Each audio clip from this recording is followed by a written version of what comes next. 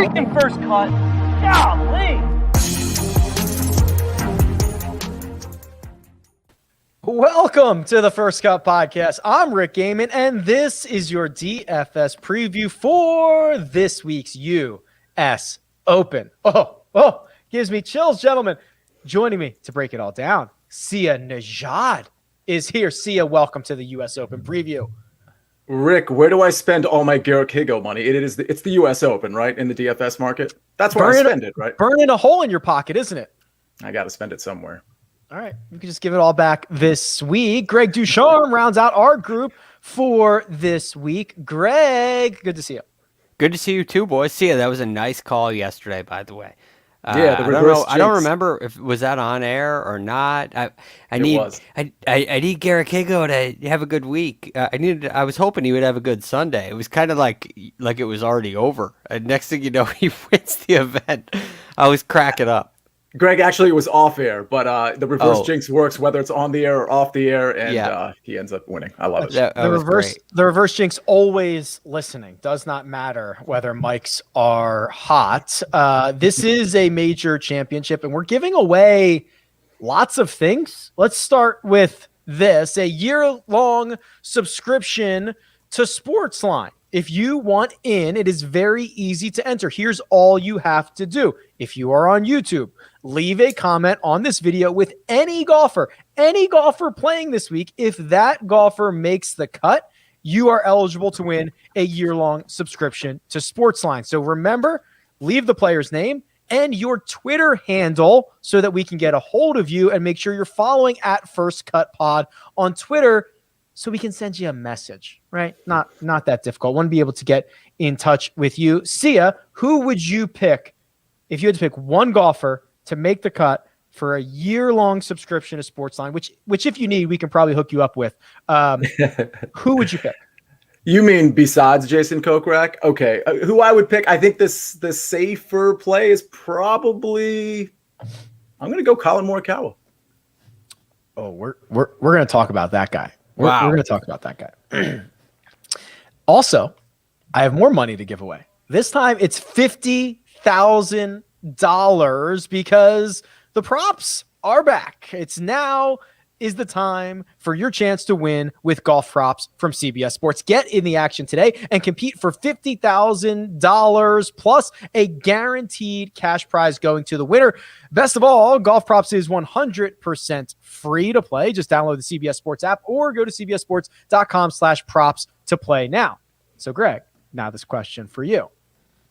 I give you $50K. You got to spend it. This is a caveat. You have to spend it on something golf related. Could be a membership, could be a simulator, could be 10 sets of new clubs. I don't know. What, this is your money. You can do whatever you want with it. All golf related. Has to be. Well, I think it would definitely be a simulator. Oh yeah, baby. They can do so much. I mean, I have access to one here at the studio. There's no question with that, and that's, you need something in that kind of range to get one, and you can watch movies. It's an entertainment system. I mean, it can change your life, and it extends the day. That's the argument I made with my wife on why we should get one. I'm like, we can watch movies. It's for entertainment, not like it's a big screen. It's just for golf. But seriously, it's more than just golf. But yeah, I mean, you'll do your favorite. You'll play a lot of golf in there. So. That's a good one. I think it would definitely be simulator for me. Sia, if it's not a simulator, would you get a membership? Would you you could do a golf trip. You could hit like Scotland and Ireland. You could do a whole thing out of it. I was actually going to say simulator as well, but now that you mention it, I think a heavy golf trip would be pretty awesome. Let's do that. Yeah. Let's do that. We should set one up. Also, the hard thing with a membership, sorry, Rick, if you're going to go membership, you got to have the time to play. Like for me, I don't have that much time to play, where a membership would be that. A simulator, I can play at night. A golf trip, you schedule it out, you make sure you get a week, you make a thing of it for a week. So I think those two are better options for me than a membership.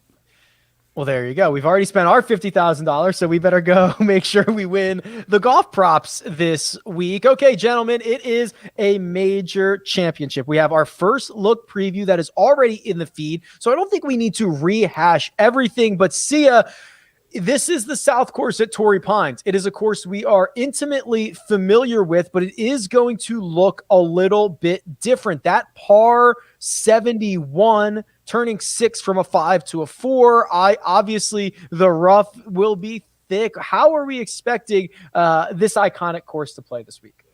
Yeah, I mean, it's obviously going to be a tough test because the U.S. Open would not have it any other way. So we can expect that. The scores aren't going to be super low. With that said, I mean, what I'm looking for is it's tough because off the tee is definitely going to be paramount, but I'm going to weight, I think, driving accuracy maybe a little bit more than some people are, which is part of the reason I mentioned Colin Morikawa, by the way, at the start of the show, who's not necessarily the longest hitter, but is certainly an accurate hitter. I mean, approach is obviously going to take center stage, but I also think putting is going to be a really, really big deal here. I mean, the greens are firm. It's going to be tricky. It is POA. That's going to be tough on a lot of people. And so I think you kind of have to have the complete game here. But I'm definitely looking for some combination of long off the tee, but also accurate. So if that means I have to, leverage some of that length for accuracy, then I'm going to go ahead and do that.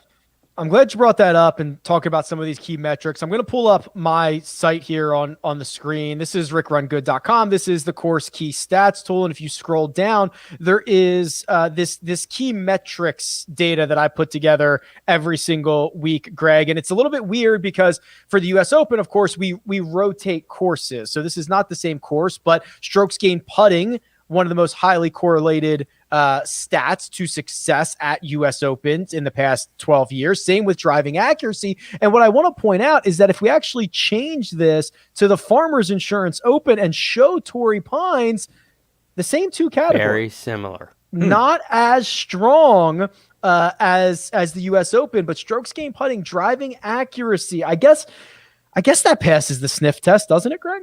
Yes, I think so. And there are a few reasons. So to add to that, Rick, I've been kind of building my what does it take, what makes a U.S. Open, what makes Torrey Pines what it is.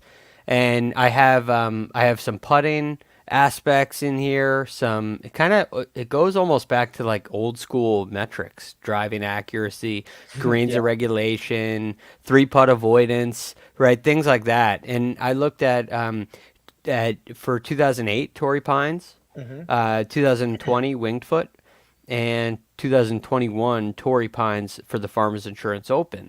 And in 3-putt avoidance, they're all inside the top 6. Winged Foot is first. Torrey at the Farmers is number 2. In scrambling, another stat I think will be very important this week.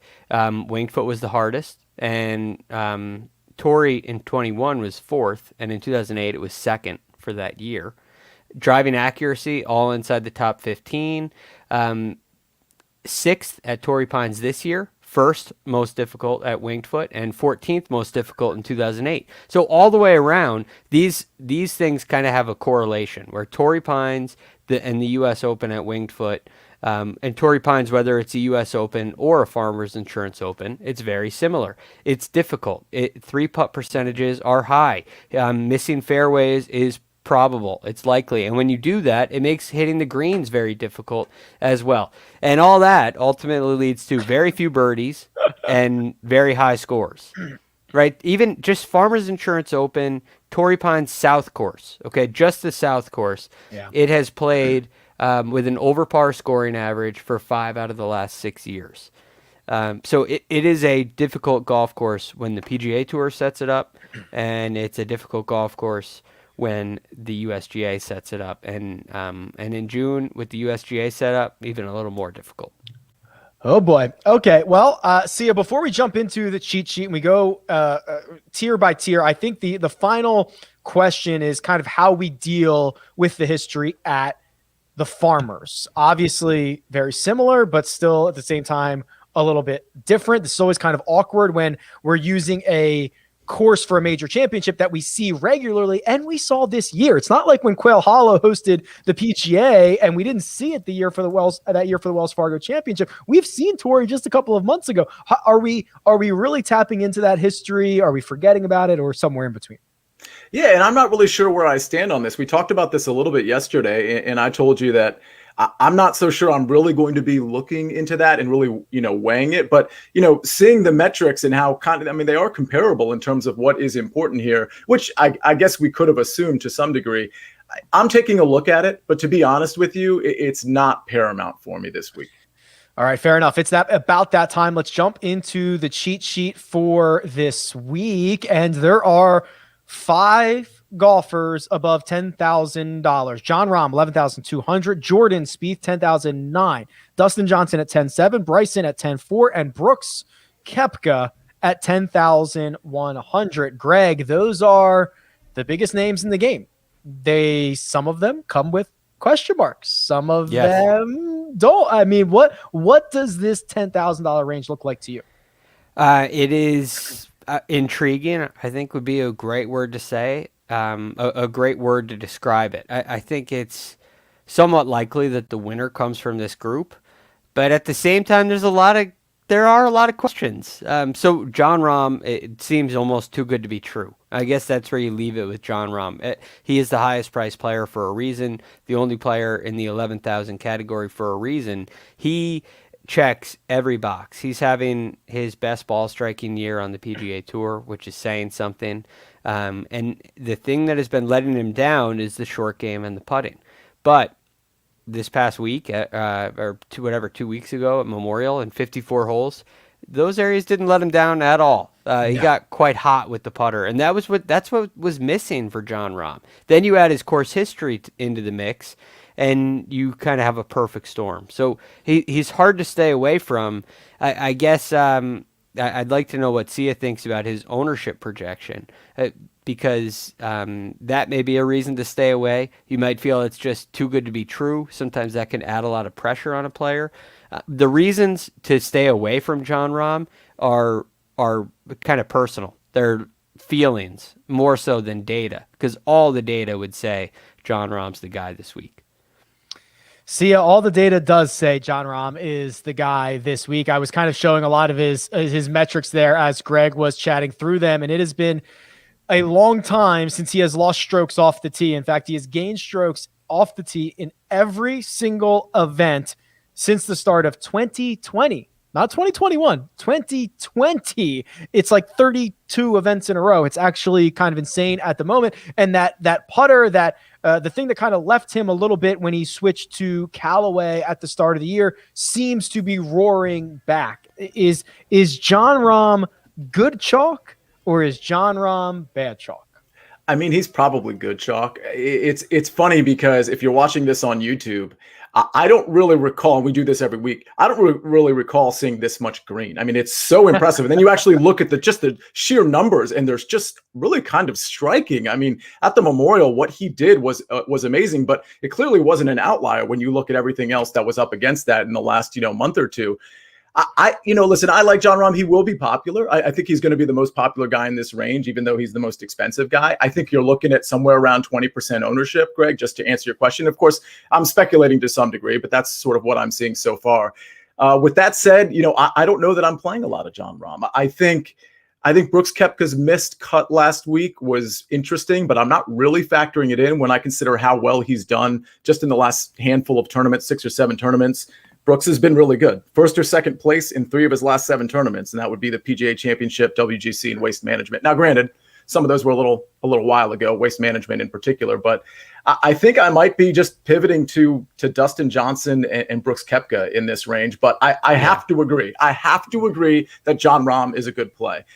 When you go to what Greg just said about the too good to be true, I kind of hate to buy into that. It's so ambiguous when he says that, but I kind of agree to an extent. You got this really tough test. He was so good, prior to getting pulled from the Memorial. And I just wonder if psychologically it kind of gets into his head.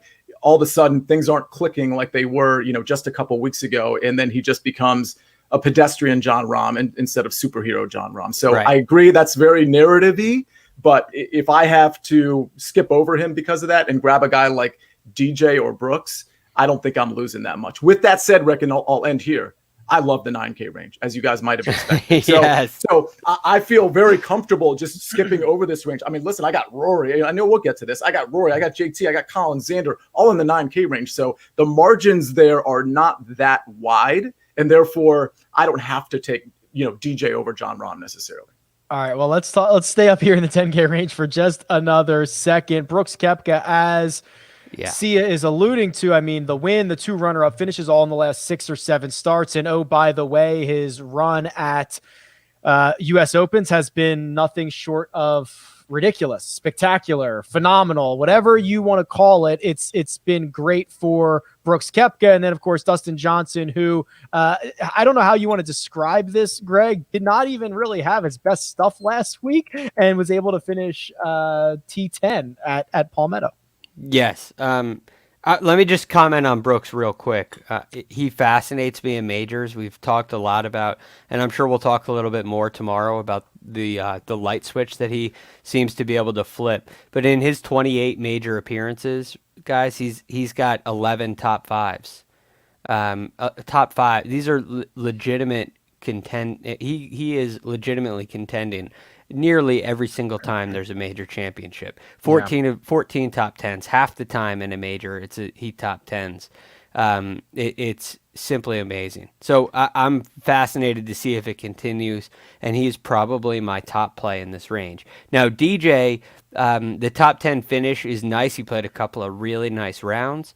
He played a very poor round on Saturday, and he played it was a disappointing finish to the round on Sunday. So I don't look too much into the finish. The triple bogey at 16 on Sunday, it kind of is what it is, right? He hits it in, he gets a bat. He just as easily could have ended up with a swing there and could have made a 4 or 5, and it would look completely different. The tournament looks completely different.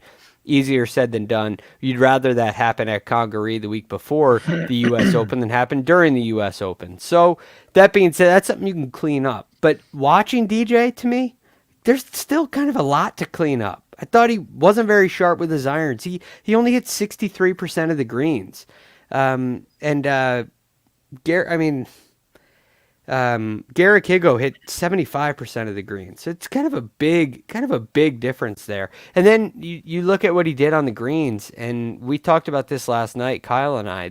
This putt that he hit on the 11th hole on Saturday was horrible. It was such a bad putt. And there were a couple more instances where he hit some really bad putts. And you look at what Torrey Pines does, it's extremely difficult in the 4 to 8 foot range. It's extremely difficult. I have some of the stats here from 2021 and where it kind of ranked when it comes to putting. And the areas where it was the hardest on tour is 5 feet and 6 feet. It's second in 3-putt avoidance. From 4 to 8 feet, second most difficult golf course on the PGA Tour. Second most difficult inside of 10 feet. Second most difficult from 10 to 15 feet. It's a real challenge to make putts at Torrey Pines. And when you're not stroking it well, that doesn't help. So I have my concerns with DJ. Well, if you have concerns about DJ and Sia, that leaves us with 2 guys we haven't talked about. Bryson DeChambeau, who should be, specifically built for a U.S. Open because of the club head speed and the ability to extract the ball from the rough. And then Jordan Spieth, who tends to play out of the rough, or at least not out of the fairway, nearly as often as everybody else. How are we handicapping these 2 and their chances for this week? Yeah, believe it or not, I think I like Jordan Spieth more than I like Bryson DeChambeau this week. Wow. And the thing we always talked about with Jordan, obviously, and I don't think we need to rehash this too much, but that the off the tee game wasn't great, and that certainly will hurt him along with some other people this week. But the off the tee game is obviously improved. I think we all know that at this point, and I just really like him on approach more than I like Bryson. Whether Bryson's hitting from the rough or whether he's hitting from the fairway, the approach game really hasn't been there. That doesn't mean it's not going to be there this week, but I'd rather be leaning on a Jordan Spieth in that case. Let's consider this. Jordan Spieth, I don't think he's going to be that popular, Sia. He was 6% owned at the Memorial. This was his ownership percentage has consistently dropped nearly every single week since the Masters. That should probably be not that much of a surprise considering he won the week before, or his start before at the Valero Texas Open. Down to 6% at the Memorial, and he is very awkwardly priced between Jon Rahm, DJ, Bryson, Koepka. Are we assuming that the lowest owned guy in this range is Jordan Spieth? Yeah, probably. I think it probably will be Jordan Spieth, but that doesn't mean it's going to be in the 6% range, just to be clear. I mean, we're probably talking 10 to 12%. So it's not going to be a huge difference from, like, let's say a DJ or Brooks Koepka, but for sure, it's going to be Rahm and it's going to be Bryson that are going to be the highest owned in this range. Okay. I tried to bait a little bit more on Bryson. I didn't get much take from either of you. I think we're going to jump down to the 9K range. Let's do it. This is a range that has Rory McIlroy, Justin Thomas, Colin Morikawa, Xander Schauffele, Victor Hovland, Patrick Cantlay, and Patrick Reed. Sia has already mentioned he loves this range. Greg, what do you see? Much of the same as Sia. I understand why. There is a lot to like. And for me specifically, I like from Xander down to Patrick Reed. I think Xander Schauffele, Victor Hovland, Patrick Cantlay, and Patrick Reed, all four of those players, I like just as much as anyone on the board. They would probably, all four of those guys would be in my top 10 if I were to simply do a power ranking like Kyle Porter does. I would put all four of those guys in there. And I would slip down into the 8K range and talk about Tony Finau too. So that's a very interesting little grouping right there. Xander Schauffele's record in U.S. Opens is just incredible. He came in tied second in 2019. His game is extremely well-rounded. He has a great short game. He's long enough off the tee. He's a guy that I don't know if I trust him to win. I don't know if I would bet an outright on him. But I love him in a DFS situation, and I love the price at $9,300. I think it's extremely valuable. We know how good Victor Hovland's been striking the ball. You know how well-rounded he's becoming too. His short game is definitely getting better, which is advantageous for him. And so I'm a big fan of that, and I think his game suits, and his mentality, they suit a U.S. Open really well. Victor Hovland's had a number of tournaments in the past year where he's made a really big number. He's kind of made a mess of a hole. He made a triple on the very first hole at Augusta National. He made a mess down at the concession on the 9th hole, which was his last hole of the day. And he's been able to come back from those both with grace, and it's been extremely impressive. And that kind of thing tends to happen in U.S. Opens. So I like that. Patrick Cantlay is in great form. Let me stop you there. Yeah. Go I want to pad your Victor Hovland scenario here. So what I just did is I just added multiple tournaments. So I took U.S. Opens and Farmers Insurance Opens. So essentially Torrey Pines and U.S. Opens. And Victor Hovland only has 14 rounds. He has played those combined 4 times. He missed the cut at Torrey, the Farmers, in 2019. Since then, 12th at the 2019 U.S. Open, 13th at Winged Foot, and runner-up the last time we saw him. He has one of the best strokes gained total between those two events if you combine them together, Greg. So pretty good stuff. Yeah. He's he should be definitely a guy you're looking at on the board. And then you mentioned Patrick Cantlay as the direction I believe you were headed there. Yeah. So Patrick Cantlay to me has everything that it takes to win a U.S. Open. He surprisingly doesn't really play here a whole lot. For a California kid, you would expect him to be quite interested in playing Torrey Pines. I don't know if it's just where it is in the schedule. You're getting into a very busy time shortly after, but he's so well-rounded. He's 14th strokes gained around the green. He's 15th off the tee. He has that rare combination of length. He's 55th in driving distance and scrambling ability. Second on the PGA Tour in scrambling. 6th in proximity to hole from the sand. 11th in scrambling from the rough, which I think is also going to be extremely important. And he's coming off of a win. And it may be a win that's tainted. You may put an asterisk next to that win, and that's fine. But if it were a T2, it wouldn't really change my opinion. So I love where Patrick Cantlay's game is. I think he's a guy where the next step is winning a tournament like this. It's contending, being a real factor in a U.S. Open. And I think he's ready for that. And I love the way he plays. I think his style fits his game perfectly. Patrick Cantlay, 9,100. So Sia, Greg was living down in the bottom half of the $9,000 range. Where would you like to go here in this section that you love so much? I'd also like to live in that range, but I'll point out a couple other guys. First of all, I mean, Rory is obviously intriguing at 9,900. It's just one of those things. If you're looking at upside, and especially, I think Rory, you could argue this. I think he's still kind of on an upward trajectory. I know at the Memorial, I think he was 18th. The tournament before that, he was okay. And then, of course, he came off a win prior to that.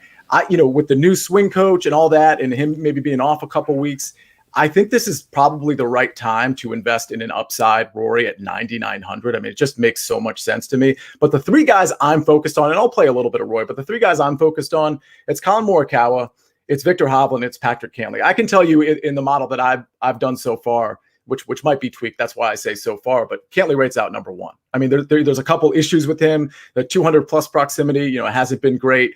3-putt avoid hasn't been great. But I'll tell you, the putters kind of seemed locked in down the stretch of the tournament that he air quotes won. And I think and the form is good. That wasn't the tournament prior to the Memorial. He was also pretty good. So I think Cantlay, even though his history here isn't great, maybe that'll keep some ownership off of him. That's fine with me. I think Cantlay's great. And, I know Colin doesn't, crush the ball. I think Cantlay's sort of kind of in the middle of it, but Colin doesn't crush the ball. But I think the game's right. If he keeps it in the fairway, I think it's a perfect setup for him. I like the price, and I won't go on Hovland any more than what Greg already did. But if we're going to talk about Colin Morikawa and Victor Hovland, let's talk about Colin Morikawa. Yeah, go ahead. Okay, so I've tried to slice this up a bunch of different ways. I've got this sorted here by strokes gained tee to green. Of course, Cameron Young pops up first in the last 12 rounds because he has like one measured round. So don't worry about that. But if we sort this by 12, the last 12 rounds, Colin Morikawa, the number one golfer. If you sort it by 24 rounds, Colin Morikawa, number one from tee to green. You sort it by 36 rounds, Colin Morikawa, number one from tee to green. You sort it by 100 rounds, Colin Morikawa, the number one player from tee to green. He is just absolutely dominant. He's absolutely special. I can't get over it. I mean, here's the thing with Morikawa, the putter's always an issue, and here we are 4 wins later. Yeah, it's always been an issue. And look at this form. I mean, tied 8th at the PGA, tied 14th at the Charles Schwab, 2nd at the Memorial. He putted really well at the Memorial, specifically on Sunday. He made, that I can remember, 6 putts in that 9 to 12 foot range that he really needed to make, really important putts.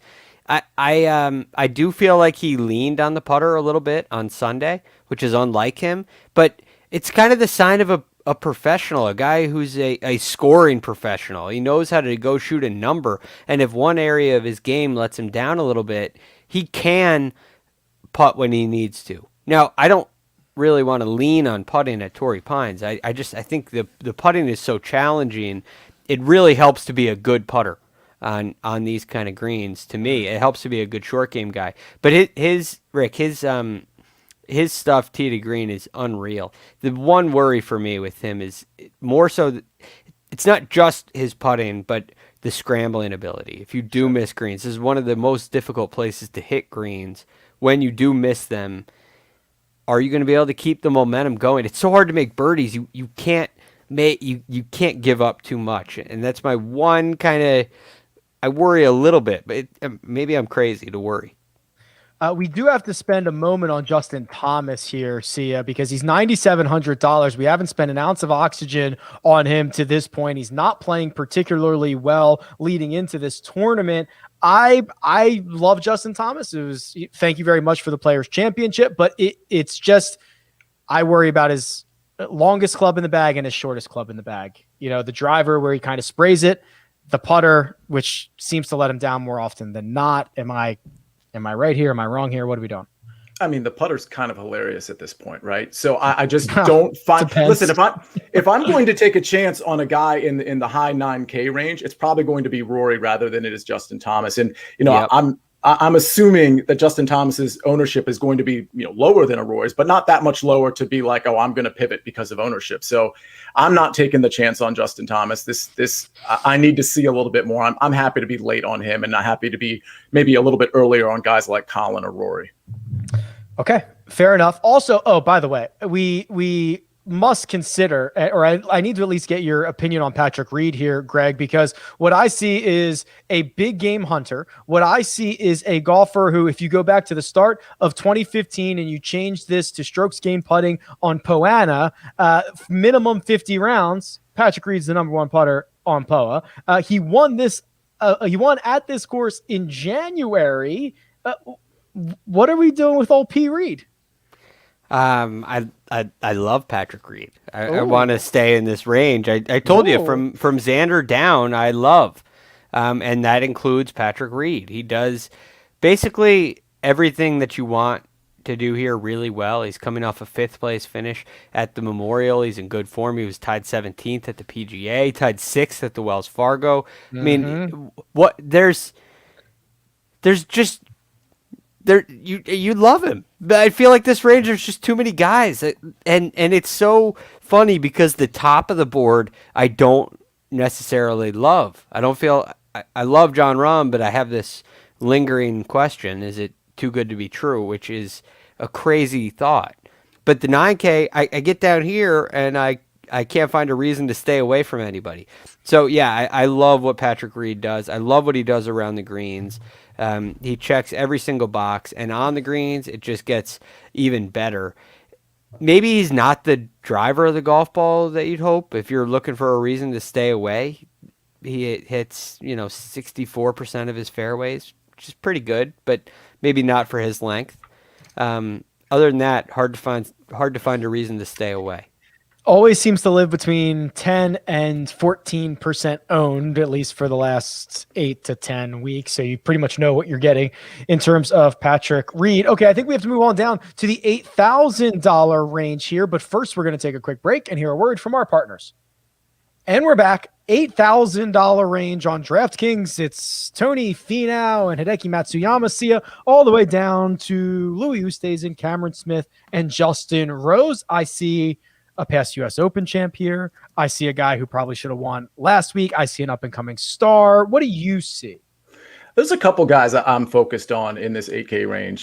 Scotty Scheffler at 8,500. I think, listen, his U.S. Open history, if memory serves, it's not fantastic, but I just think he's in really good form, especially if you're evaluating recent form, last 24 rounds, last 12 rounds.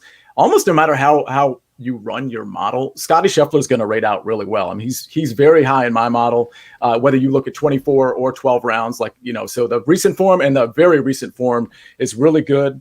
To the extent we're going to have issues with the rough, Scotty's fine out of the rough. I don't see, in terms of a value play, I actually think Scotty Scheffler is right up there. The other guy I'm going to point out is Louis Oosthuizen.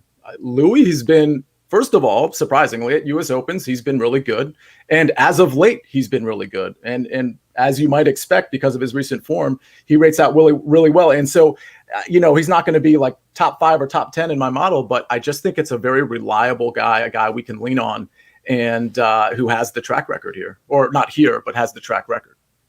The Louis Oosthuizen U.S. Open and Major Championship record is like unbelievable. Oh, Jacob has it right here. Four top 10s, nothing outside the top 25 since Pinehurst, and lost to 8 total guys at Pebble Beach and Winged Foot. He hasn't missed a cut at any major since 2017. Jacob, that was like Jacob on the spot. I was looking for that information. Wow. He had it in the chat for me right away. Thank you very much. From Kyle Porter, I understand, is who wrote that. So thank you very much to KP as well. Okay, Greg. Will Zalatoris has played 3 major championships since his, I don't want to call it his debut, since he came back onto the scene at Winged Foot. Top 10s in all of them. Finished inside the top 10 at Torrey Pines earlier this year. Can I sell you some Will Zalatoris? Hard not to like Will Zalatoris. It really is. Like, what is not to like? He is one of the best ball strikers in the game. You could have your questions are going to be putting related. But there's definitely going to be a couple of players in here who don't necessarily fit the model. Like I like to think the model around Torrey Pines is short game, and putting related.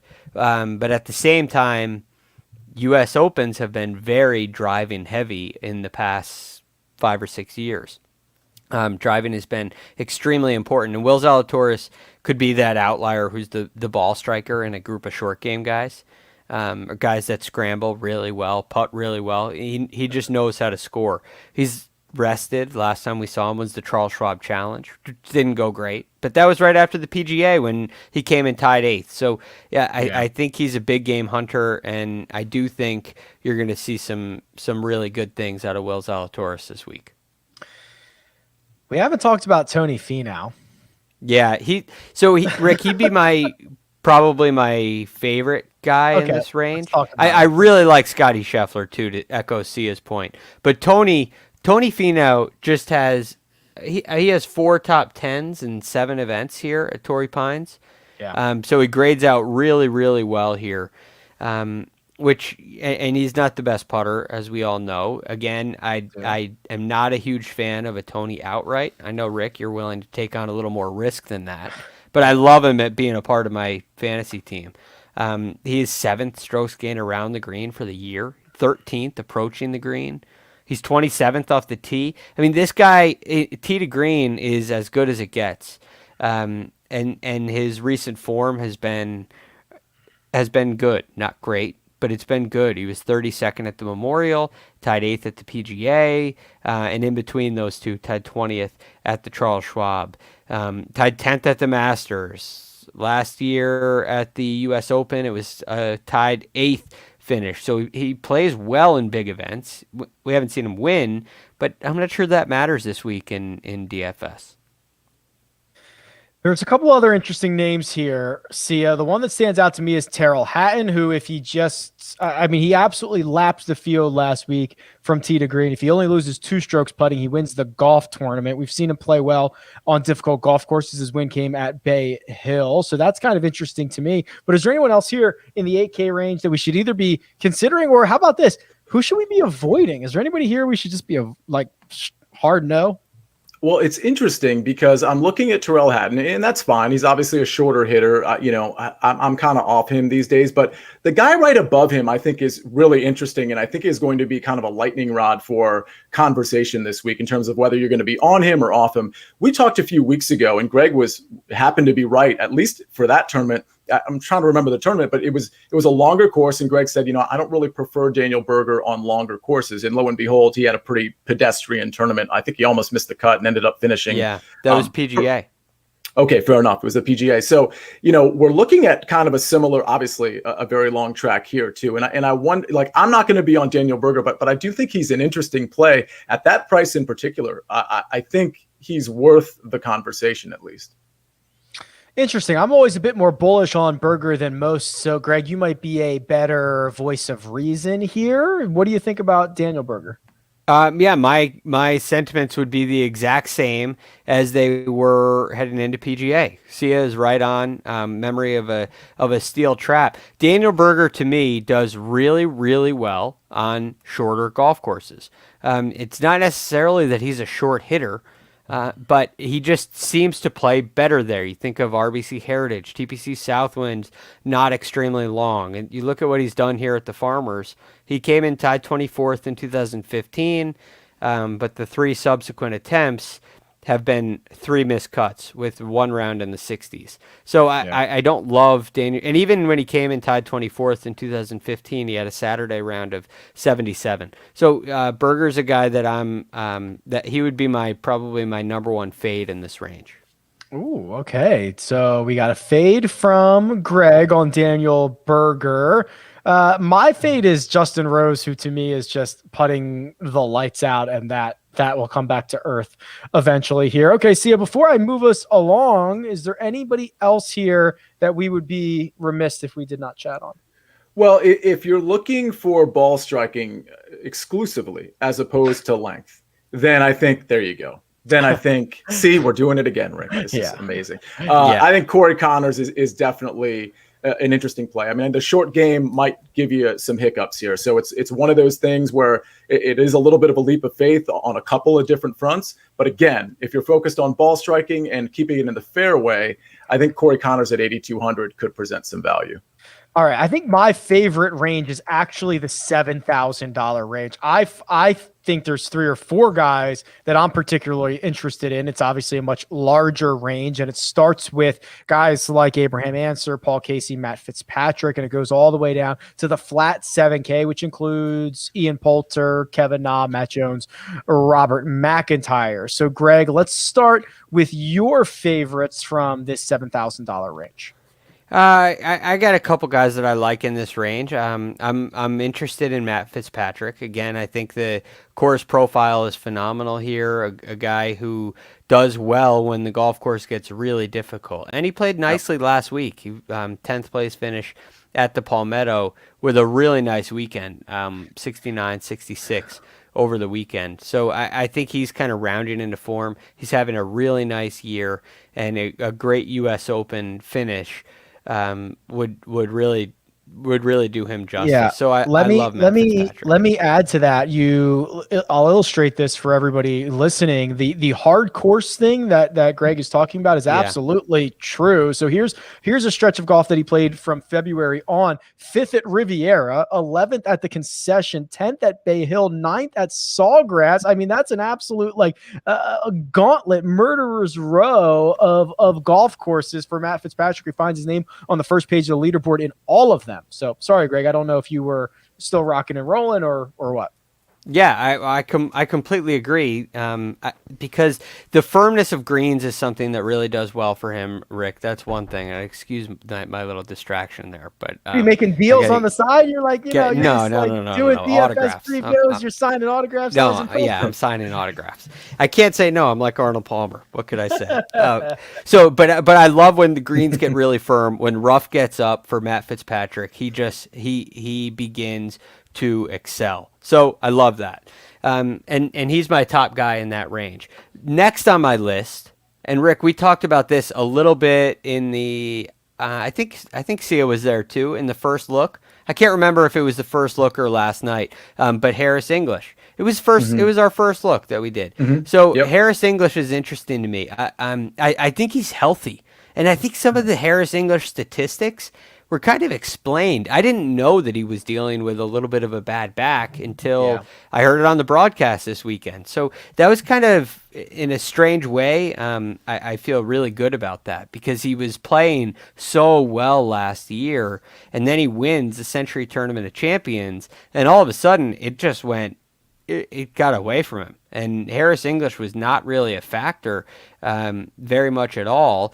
And now it's kind of rounding back into form. And although Sunday was a really weak day for him, the performance at the Palmetto was strong. And Harris is also a guy that even in his slump when he was really poor, his success came from the short game and the putting. And his performance at Torrey Pines has been pretty good. He's got a couple of top 10s there as well. So I like Harris English this week to keep a little momentum going. Sia, before we move over to your guys, let me sprinkle in a couple here for you and see if these do anything. Sam Burns, remember him? Yeah. Okay. Not only did he win earlier this year, not only did he have another couple of close calls, not only did he play in the final group at Torrey Pines in January, but I just like the guy. And so I looked this up, Sia. Here's what it is. I love his ceiling. That's what I determined. Mm-hmm. I like his ceiling. He has, I'm going to try to remember this off the top of my head. 13 times this season, he has gained 4 or more strokes in a single round. It's a lot. He's done it 13 times. It is the most of anybody this season. It is tied with Bryson, Xander, I believe, is the other one, and Charlie Hoffman. It is like top tier ceiling. The floor, don't worry about, but the top tier ceiling, I love him.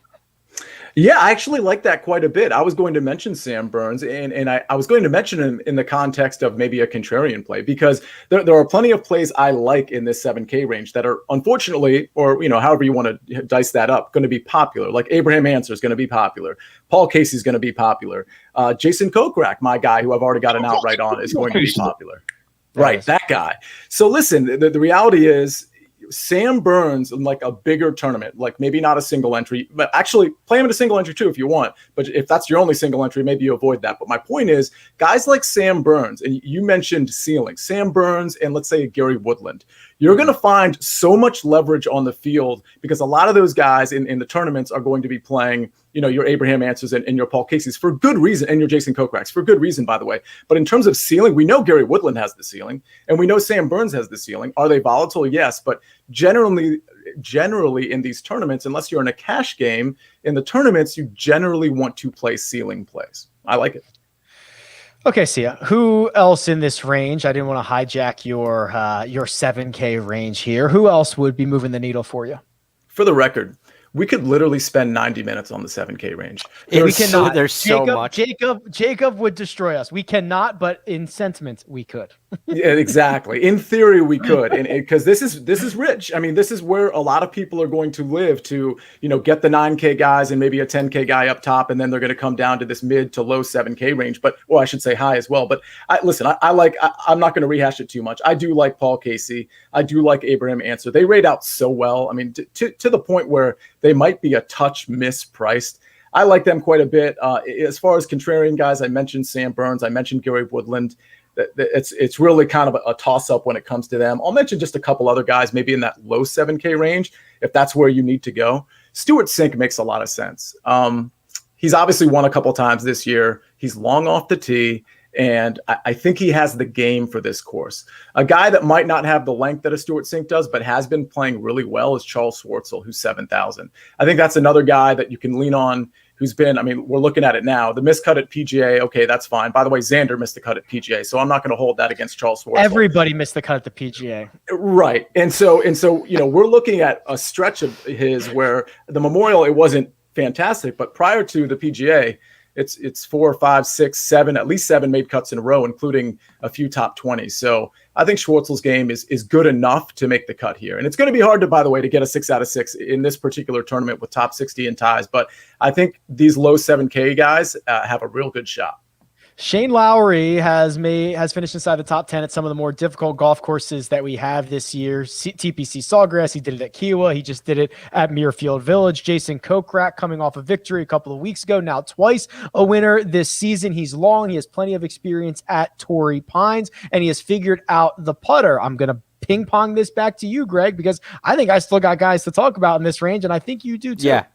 Yeah, let's keep going.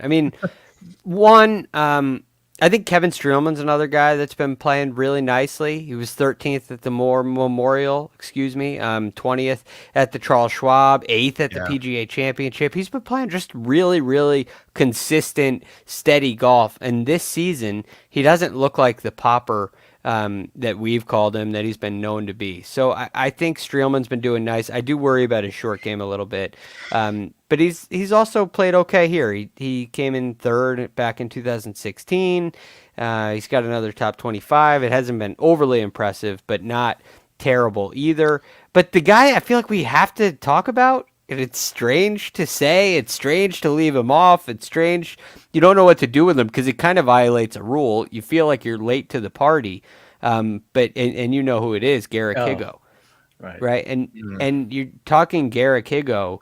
He has just so many ones, and at the age of 22, we don't know what he's going to do in majors. He's played the PGA Championship. He made the cut, but you don't know if is it too much for him? Is he ready for it? Is the golf course too big for him? Is he long enough? Does he have the short game to do it? What he did last week was he was extremely well-rounded, and he played great golf, very consistent golf from start to finish, and he won. And he's won at every single level that he's played.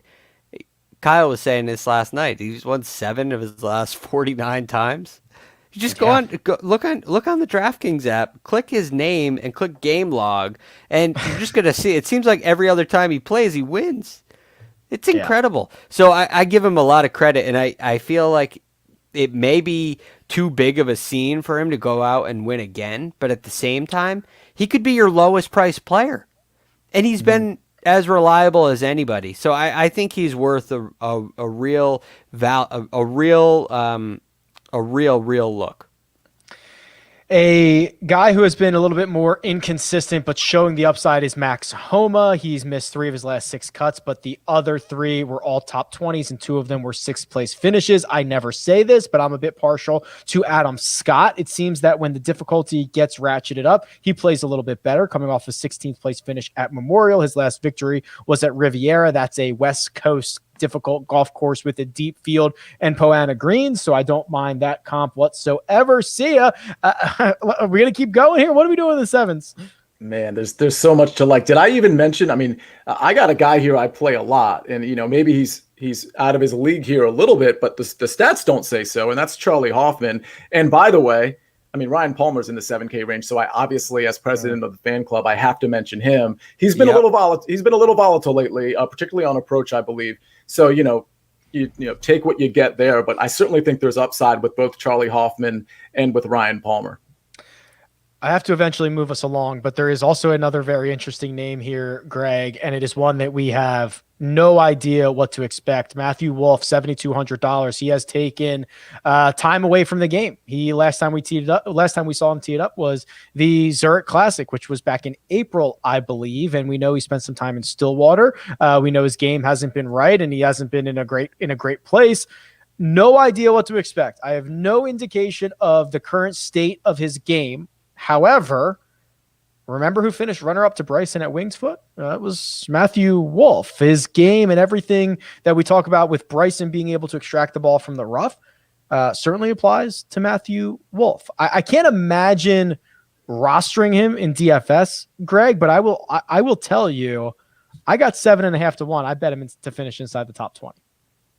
Oh, that's a good number. It's a long. I mean, he was 225 to 1 to win it. So I was like, well, what's his top 20 number? 7. Yeah, that's it's an interesting play. You're basically betting on his time away, right? What did he do in the time away? He got right. You're saying that this was a anomaly. The worry that I have with Matthew Wolff is he's a little inconsistent, kind of as a fingerprint.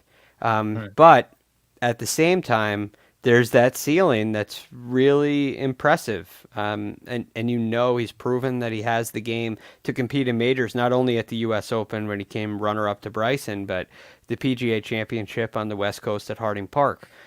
He had a legitimate chance to win there on Sunday. So unafraid of the moment. It's just a question of what's going on with his game, and there's no data to back it up. Right? It's all a prediction that, hey, this was just a funk. It was like he got a stomach bug, and so enough time has passed where it's gone, and he's back.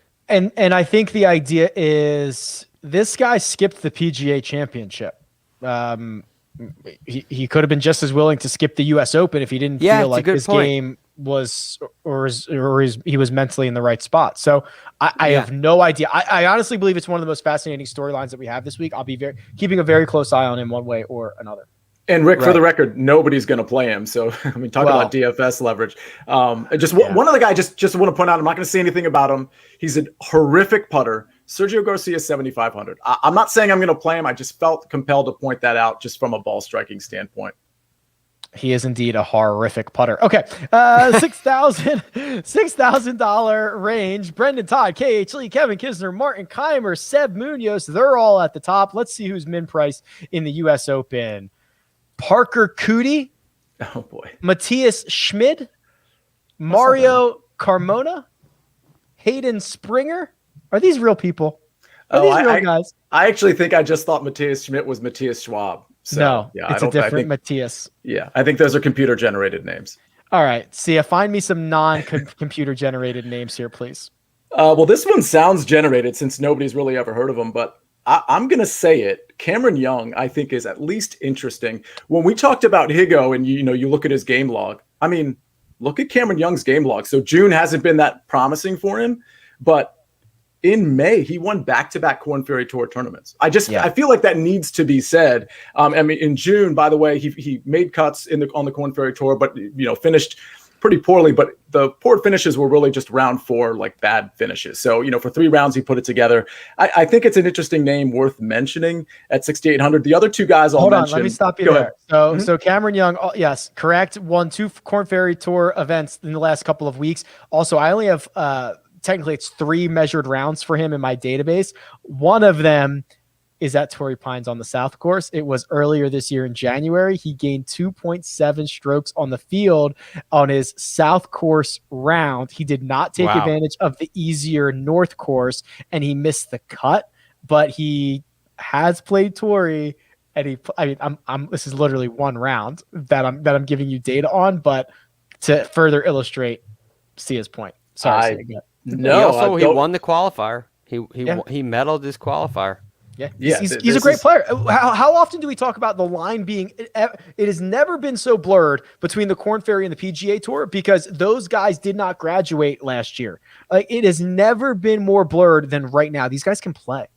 I mean, how many times has a guy won the Korn Ferry Tour event back-to-back times? I mean, it's just not something that happens, and that's recent. That's within the last 6 weeks or so. So hey, I'm gonna take this as a quick chance to give a shameless plug. Cam Young is coming on Course Record tonight. Nice. It's starting in about a half hour on CBS Sports Network. So Cam Young will be there. There you go. If you want to get any info? Yeah, he has a great, and you'll see this in the interview because we've spoken with him before a couple of times, and he has a great attitude for a U.S. Open. He's extremely calm. Nothing really phases him. He's a really, really interesting play.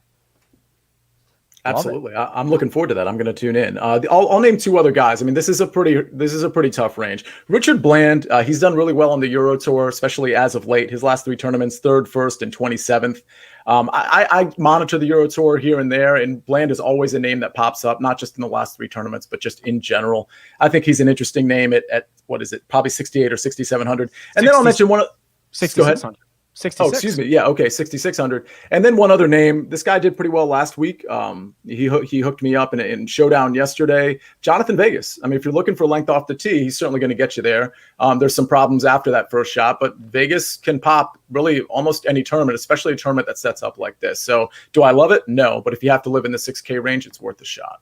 Good driver of the golf ball, Johnny Vegas. Dare I say elite driver of the golf ball, Johnny Vegas. 2 top 10s in his last 3 starts, including last week a T2 in South Carolina. The other name that I thought was at least interesting in this range was Brendan Steele. He still has not missed a cut in 2021. He is actually putting a lot better. If he could marry his long-term ball striking with his recent putting, he'd be very dangerous. Jury is out on if he'll be able to accomplish that feat. So I throw this to you, Greg, and I'm looking for some value in the $6,000 range, please. All right. This guy, I know Brendan Steele is kind of a Rick Gehman special. Definitely. I got another Rick Gehman special that I'm at least interested in because if you go to the Matrix, it says play Lanto Griffin this week. The form has been very shaky. Very shaky. He tied 26th at the Wells Fargo. It was his best finish since the match play. Yeah. And the match play, there was that one incident, and I can't believe I'm even going here. Okay, but that incident is really that was bad, and I think he knows it, and it looks like it may have gotten into his head. The hope is with Lanto, one, I think he really likes Torrey Pines. I think it's a really good fit for him. Style wise, I think it's great. He has a tied 12th and a tied 7th here in his, and he only has 3 starts. He also has a missed cut, but 2 really, really nice finishes here. And the interesting thing about this place is there's a lot of sand and a lot of rough and not a lot of tight lies. The way he was kind of on a tighter lie on that shot during the match play. So I wonder if that gives him a little bit extra confidence where he can kind of lean on the ball striking a little bit. He's a very good putter and a very good driver of the golf ball. And I think those two, or I'm sorry, a very good iron player and a very good putter. And I think those 2 things could play out quite well for him. So I'm not in love with Lonto, but he interests me. Maybe this is a week where he kind of turns things around. I would hope so. That'd be Yeah. very cool. We've got both. See, I was going to just ask Sia, in all the lineups that you've built so far, have you had to go really deep into the 6K range? Have you been able to avoid it at all? Because I love the 7K and the 9K so much. I kind of feel like I can avoid the 6K entirely in some cases. You can. And so I think a lot of the builds are going to be with a 9 and a 10K guy, or a couple of 9K guys, and then an 8K guy, and then a bunch of guys in the 7K range. So I don't think I've dipped into the 6K range yet in any of my single entry or 3 maxes. Yeah. So you definitely don't have to go there. I mean, I certainly would advise not going there unless you're maybe in a bigger tournament. Paul Barjan is, if I'm thinking of the right guy, and I almost certainly am, he's going to be one of these, I believe, graduates from the Corn Ferry this year. I was watching him when he was out in Vegas, and I was pretty impressed, and then I was looking up his stats. Yeah, okay, he's in the top 10. He's 8th on the Corn Ferry Tour right now. He's $6,300. At least, I think you guys are right. I don't think we have to go necessarily this deep. We've got Eduardo Molinari in the field. Peter Malnati's in the field, but I will likely be avoiding this section. I think that's the way. What do you guys think about Wilco? From what I understand, you need to help me with his last name. What's his price? It's Nina Bar, I believe. Nina Bar. Okay, that's it. From what I understand, so what we saw last week is that he will make Bryson look short. He is phenomenally long off the tee. I did a 200 mile an hour ball speed. It's incredible. I did a deeper dive on him a couple of weeks ago on the European Tour, and from what I remember, the rest of his game is not very good. So I don't know if we saw an outlier last week because he kind of put it together. I think he gained strokes across the board. He ended up finishing 14th. I do not know how consistent that's going to be. That based on his Euro results. He's going to bomb it. You would be just going based on that. You would just be going on, he's got the length. It's going to give him the advantage when the rough is deep. And that would kind of be every reason why I would pick him. Also, could you think of a more different course from last week than this? You know what I mean? If the only one piece of information we have on Wilco on the PGA Tour is Palmetto, I think I'm worried. Yeah. Well, you're not worried because it was still, at least it was a good finish, but it doesn't give you a lot of, it doesn't really sway you in either direction. Right. Exactly. So we'll see. Anybody else, gentlemen, before we call it a day? I mean, you passed right over Chris Baker, which I take personal offense to, but I'm not actually recommending him, but he actually rated out within the cut line of my model for whatever that's worth. It's the short game that really is a problem for Chris Baker. Off the tee and on approach, it's actually not that bad. $6,300. Basically, if you made the cut, you'd be pretty happy with that result at that price. Greg, anybody else? No, my hope is that we've got you covered up top. Above that, the 7K range is so deep. We spent 90 minutes on that today. I think that's enough. I think that's where I'd really be focusing much of my attention. I love it. Okay. I think that will do it for our DFS preview for this week's US Open. Love saying that. We'll be back on Tuesday for our mega preview pod. But for now, let me thank producer Jacob. All the hard work done behind the scenes is by him. Also, let me thank Sia Nejad, who you can find on Twitter at Sia Nejad. That right there. Greg DuCharme, who you can find at The Real GFD. And you can find me at RickRunGood. This has been The First Cut, and we'll catch you next time.